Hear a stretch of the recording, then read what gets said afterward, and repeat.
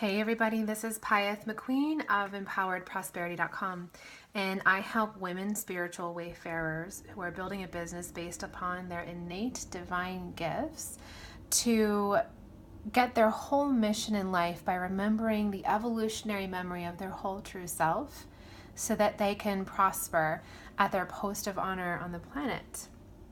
Okay, so I wanted to check in with my community after being away for a few months. I've been teaching workshops, I've been serving up client intensives, and just being a mom, being an artist, being a human being.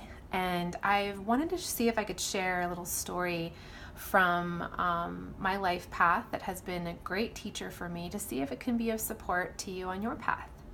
So, there was a time back it was around 2001 when I started taking yoga for the very first time. And actually, I remember kind of loving it and hating it at the same time because I'd spent a few solid years really far away from my true self.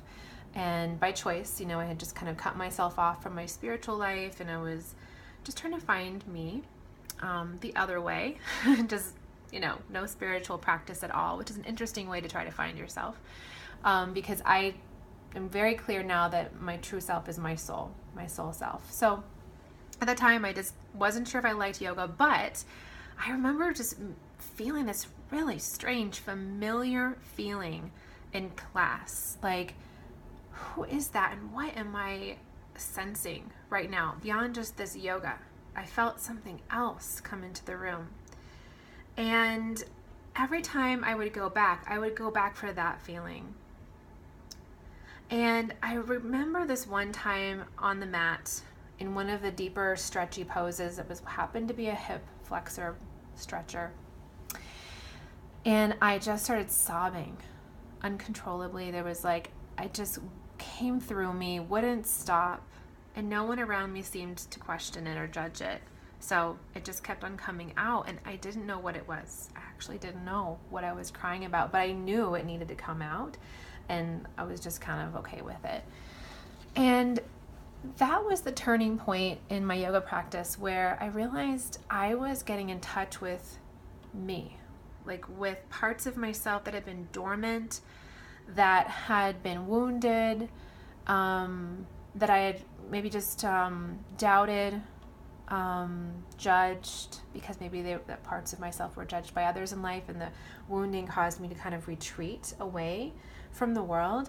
And the yoga just brought it full, right in front of my face. And any embodiment practice is going to do that. It's like the promise of an embodiment practice, yoga and martial arts and anything that's really embodied. So fast forward a few months, I'm just going back more and more for that feeling. It was so addicting to feel like I was getting in contact with myself. And I just remember this moment when I realized I was supposed to start teaching this stuff. And that was a really big shock for me, because the minute I got that download, I was like, what? I have no teaching experience. I just started my yoga practice. What am I thinking? This is crazy stuff. And so, but the voice just kept getting stronger and stronger, because in this embodiment path of yoga, I just kept on getting more and more in touch with my authentic inner voice. It was getting louder, clearer, more succinct, more efficient at communicating with me. And so I had no investment money to invest in a training and no prior experience teaching, and really a very new yoga practice. But I decided I had to do it. So I found out about the next training at the studio, found the money, and enrolled. And I hadn't even taken the prerequisite training. I just talked them into it. I was like, I can do this. I was so clear and certain from this inner voice, just pulling me along my path. And one day I was just getting ready to give up on myself, because the inner voices were so strong of who are you to think you can do this? Just basically, who do you think you are? You're not enough. There's no way you could teach as well as the teachers that you have. And if you can't do that, what's the point? And so I was really, really at the moment where I was going to give up. And my neighbor in that moment where I was on the couch, I remember I was in the backyard on the patio crying and really thinking that was it, like I was going to give up on this path. And she comes around and she says, Pyeth, I have a message for you. I was just meditating and I had this very strong voice in my head from God to tell you, stay the course. And my eyes went wide, my jaw dropped to the ground. I looked at her and I was like, I can't believe you just said that to me, because right now in this moment, I was going to give up on myself. And I have no idea how you got guided to say that to me and how that voice came through you, but thank you. And it was because of her and that guidance she got to come and talk to me and say those 3 words, stay the course, that I stayed on my path. I went to that training. I went through it with flying colors. It was so easy for me. I became an extraordinary teacher so quickly. My yoga practice advanced so fast because I was designed for this, because I was just following that inner guidance to be who I am. And no one in my family knows, much about yoga. In fact, I remember my dad, after I took my training, and I told him that I was trained, and he was like, oh yeah, well, I've been practicing yoga for 20 years. And I was like, oh, okay. And then I showed him my yoga practice and his jaw fell to the floor and he was like, I had no idea you could do that stuff.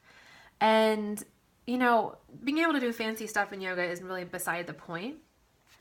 What this is really about is there was nobody in my family who had ever done anything like this before, who had been a teacher, who had been an advanced yoga practitioner, who had a path anything like this. So I had to go up against inertia, doubt from inside of myself, doubt from my family. They really didn't think this was the right path for me. And instead of backing away, the Creator gave me the support when I needed it to persevere. And it led me to the rest of my life. After that, the next guidance I got was develop your own method, and then become a coach and use your healing gift and your coaching gift together and serve women entrepreneurs. And I now have a flourishing business based upon my innate gifts that I will always be able to work within. I will be able to prosper for the rest of my life by being me. Just being me. I have a business based upon being me. And that's an extraordinary gift that I feel like I've been given by the Creator. And you've been given that opportunity too. We are all given a divine blueprint from which we can serve in a blessed, joyful, prosperous way. And the challenge of life is to disregard cellular memory, because cellular memory is what was, achievable by your ancestors in the past based upon their fears and what they let themselves achieve. And what we're here to do, you and me, is pivot towards the evolutionary memory of our whole true self, which is really a spiritual practice to do that. Because evolutionary memory in itself, it comes from the spiritual realm. Your soul, you, the true you, comes from the spiritual realm.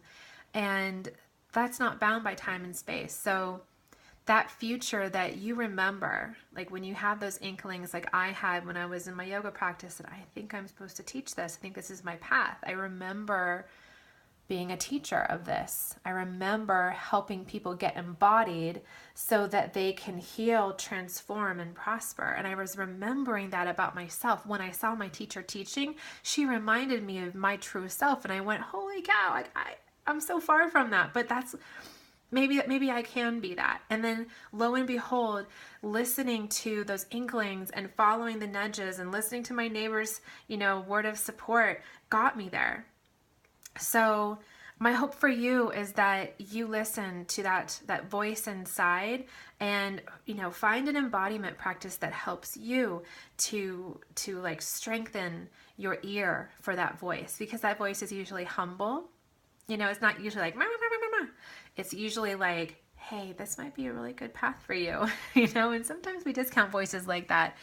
But if you're spending more time in your body and breathing and, doing yoga, meditation, Tai Chi, embodied dance, These things will help you to hear that voice, because just by virtue of the fact of slowing down, breathing deep, and just tuning in, you'll be able to uncover the layers and layers of fear that we all live with from cellular memory, right? Passed on from our ancestry.